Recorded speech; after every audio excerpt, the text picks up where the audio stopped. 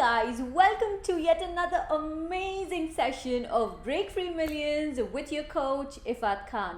Well, this is the place where you break free into the life and the business you desire. Today's guest is a very dear friend, a serial entrepreneur and a visionary.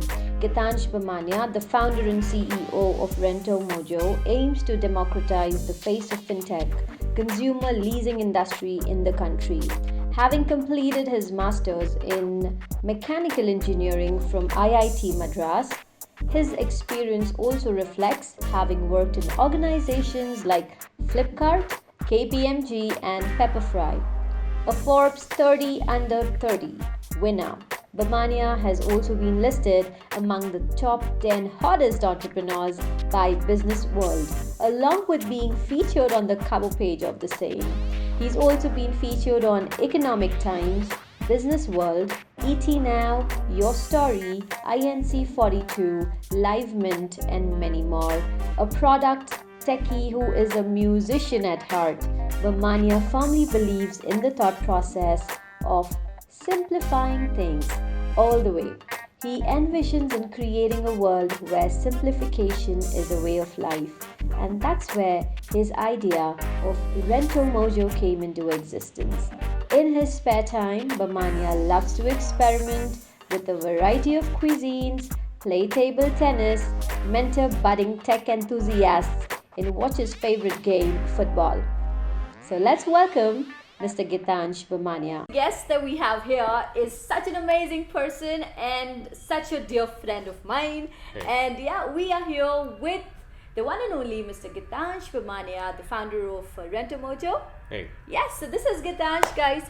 Thank you. Welcome to the Thank you show for calling Breakfree me. Millions. Thank And I'm you. so excited and so happy to have this conversation with you, Geetansh. Thank you. Because I remember I did have a conversation with you a couple of months back. But then this is like for our viewers, and they would really love to know, because the viewers that we have here are mostly into businesses. They are maybe aspiring entrepreneurs. They're wanting to start their business. So how exactly has this entire journey for you been like? Like, starting Rentomojo. I remember that story of yours. Why don't you go about sharing us, how has your journey been when you started Rentomojo? Why did I start? Very specifically. No, so I mean, I've been in the ecosystem for about 10 years now. So I started my journey with Flipkart. Did two of my ventures in between. The second one got acquired. Largely in my case, I was traveling from one city to the other. And I remember, I graduated from Chennai with, I was studying in IIT Madras. Yeah. Post that, my first job was in Bangalore, and I remember just to shift one computer from Chennai to Bangalore, it cost me $5,000. Okay. And when I was shifting the entire 1 BHK from Bangalore to from Bombay Costed to you Bombay, bomb. it costed me 15 grand. Oh. So when I finally settled in 2014, I was actually selling furniture and appliances at a large e-commerce company. Okay. So and when it came down to furnishing my own apartment, I didn't choose to buy. When I was selling it out, I was doing a good business selling things, but myself I didn't want to buy because of this whole hassle of moving around with the assets. So I just thought maybe what are the other good alternate options which are outside, which can solve my case, that I don't need to spend that kind of upfront capital and no need to maintain the assets and no need to relocate with them. I thought car leasing as a phenomenon is working pretty well in UK, and I just wanted to do that for furniture and appliances. I thought that is solving the purpose. Right. That's how it all started. So it was just an idea it was a need that you required, Yes. so the problem that you wanted to solve it for yourself, and you had no idea about what. So you thought maybe there are these people who are facing the same challenges if I'm facing it through. I think most of the entrepreneurs can be bucketed into these two. Either somebody who's very analytical will get into the data and possibly they're the more investor kind. They'll look at the market size and dig a lot of data there. But I think most of the other startups starts off from the problem statement of the entrepreneur itself. Yeah, absolutely. That's brilliant. So you told me about. I remember one time you were sharing this story about how you started, and you were all of it in your company, like doing all the things. So your start, how was your start like? You started with Rentomojo. You went about. How did you get your first client?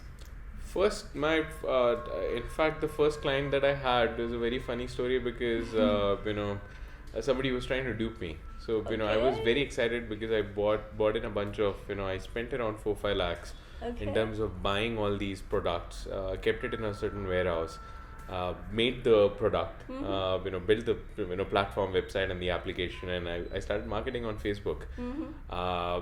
Fortunately, I got this one lead from a guy.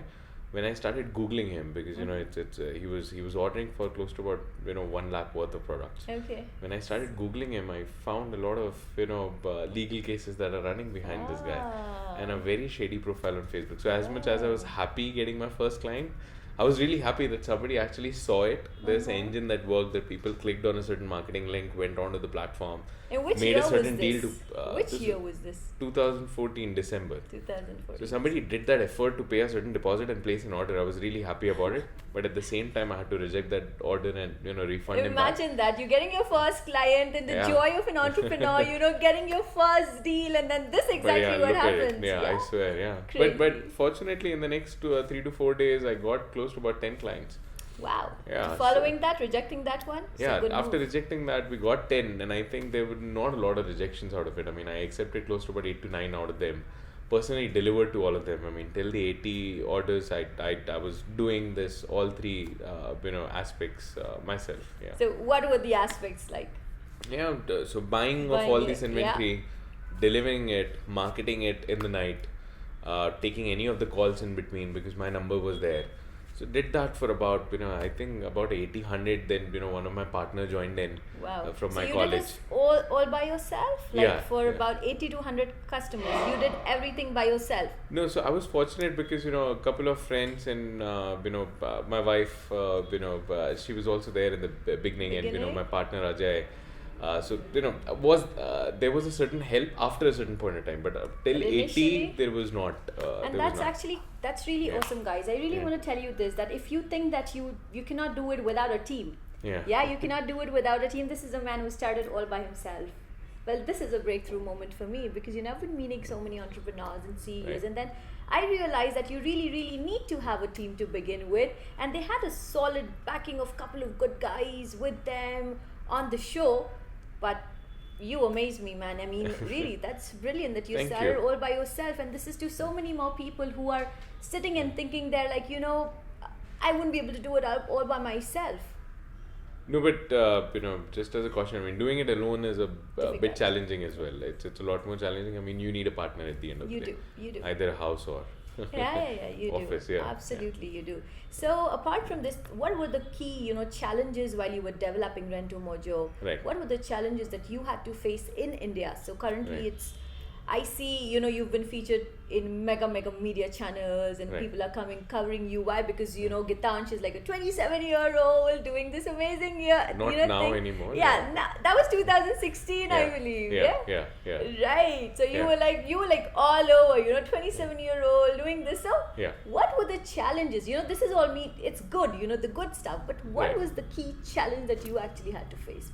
So back in the initial days, of course, I mean, the biggest question was how we'll be able to scale this up because, it was all of us, our own capital that we were buying all these products and giving it out to the consumers, which, didn't leave a lot of money on the table to do other activities like, going all out with marketing, hiring more number of people. So, there was a certain degree of this problem statement which was there that we had to get capital to buy products from somewhere else. Right. So, we solved it by reaching out to a couple of people in our network, those who were investing into mutual funds and stocks, and we told them, invest into a piece of furniture.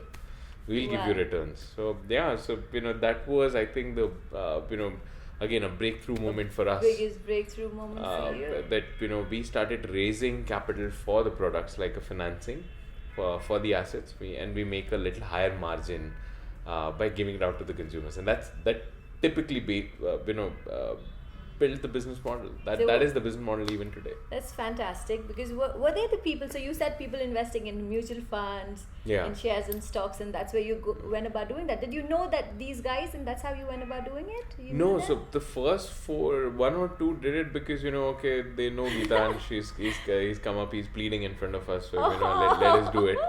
But after a while, they started connecting us to the folks in their network. Right. Because it's always domino effect. If you have performed good on one loan, typically you get a good referral. Absolutely. That's always works out. I mean, most of the financial markets, works on trust. So yeah, that worked out in our favor. So, brilliant. Yeah. So Geetansh is Geetansh in front of the media, right, talking about big companies, money, investments. You guys got a lot of funding and stuff recent times as well to expand. Yeah, we've been fortunate. We got some good investors on board. Right. So what's your vision like for Rentomojo? So the vision is pretty. So this, how I see it is, for the past 2 decades, there has been only 2 ways to buy a certain product. Either you completely buy it or you take it up on EMI. But with, I think, the current generation, and 70% of the population is either a Generation Z or a millennial, which is very non-committal. You see it in the real estate, you see it while cars. So people are looking for solutions which are non-committal, and I think lease is the future, or rental is the future for buying. That's how I see it, that a great number of transactions, at least for the millennials and for the young generation which doesn't want to commit and wants to keep upgrading to the latest aspiration, they'll switch to a upgrade sort of a behavior. So when you see Rentomojo, where do you want this company to be, like, let's say in another 5 years? Another 5 years, I mean, purely right now we're over 100,000 lives of orders on the platform. We want to at least take it to a 1.5 million. Right. That's the next 2.5 years in terms of the goal. But very truly, we want to be the household name when it comes to. I mean, when somebody is thinking mobile, or a furniture or appliances, we want our name to be the first one in their heads. Yeah. So when people talk about furniture and when people talk about renting, so Rentomojo should be in there. Yeah. That's truly awesome. It's something similar to what I do with my company. So I started, but for me, it's basically Femipreneurs for women entrepreneurs. That's what I work closely with women entrepreneurs. I help them, with coaching tools, services, managing their services and things like that. That's what my company does. But then when women talk about, or anybody talks about women entrepreneurs, they should know the name like Femipreneur. And this is beautiful. You're doing a fabulous job. I loved having our chat as well.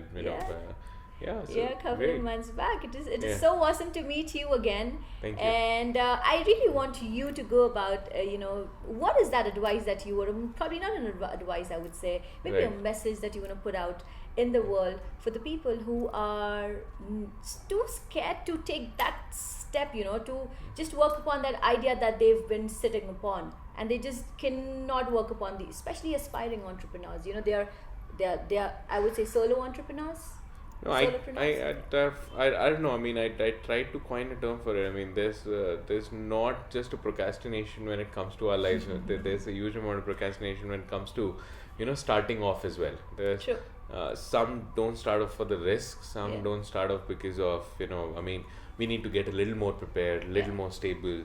There's never a right moment. Certainty. I mean, there's never a right moment is what I have understood. There's my third venture. I failed miserably on the first one. Second one was a little decent. Third one, at least I scaled up. Now we're 600, 700 folks now. Been running for 4.5 years. So, reached a certain scale. So this, in my mind, I think, the only advice or whatever, I'm not, the only suggestion possibly I can do is there's never a right moment. There's never a right moment. Well, that is brilliant. There truly is never a right moment, guys. You know what? In life, if you really got to do something, just take that action, just do it. And you know what?